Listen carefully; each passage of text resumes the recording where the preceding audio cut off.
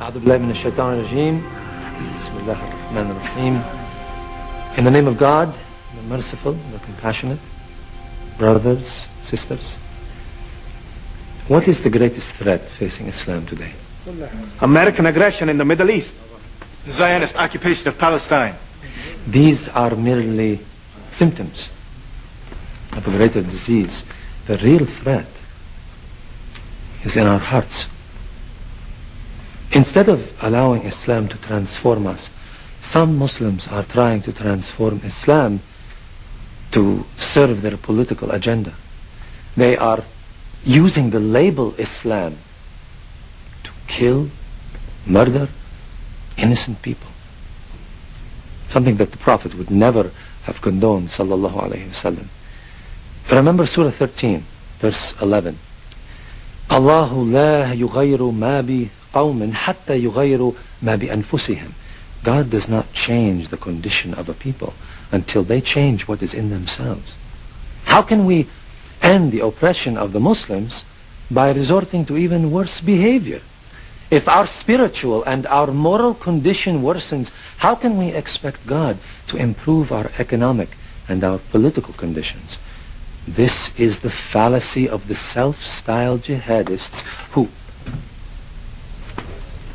I hope I haven't angered you, brother. Assalamu alaikum.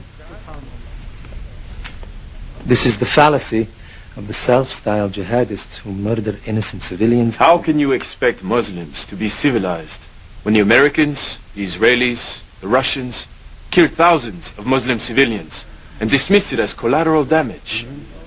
The Holy Quran permits an eye for an eye. If the unbelievers kill our civilians, we have the right to do the same. Allah permits retaliation only against the guilty party, not against innocents. Surah 53, verse 38 says, no soul shall bear the burden of another. The Holy Quran also says, and kill them wherever you find them, and drive them out of the places where they drove you out. For persecution is worse than killing. You forgot the first part of that verse, brother. Fight in God's cause against those who fight you. But do not commit aggression. God does not love aggressors.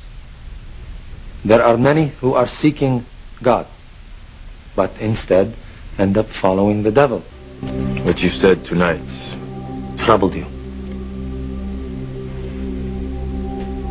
Yes. It's very different from what I've been told. There are many false teachers taking verses from the glorious Quran out of context, corrupting the teachings of the Holy Prophet. Sallallahu alayhi wasallam. Sallallahu alayhi wasallam. Tell me, brother, what is the greatest jihad? To fight the unbelievers in battle.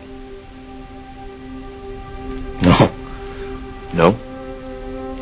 The Holy Prophet sallallahu alayhi wasallam said that war against the unbelievers is the lesser jihad. The greatest jihad is to battle your own soul, to fight the evil within yourself. So, who is a true holy warrior then? The Prophet's cousin Ali was fighting an unbeliever in battle, and he gained the upper hand. Just as he was about to strike the death blow, the unbeliever spat at him. Ali threw down his sword, refused to kill him. Why?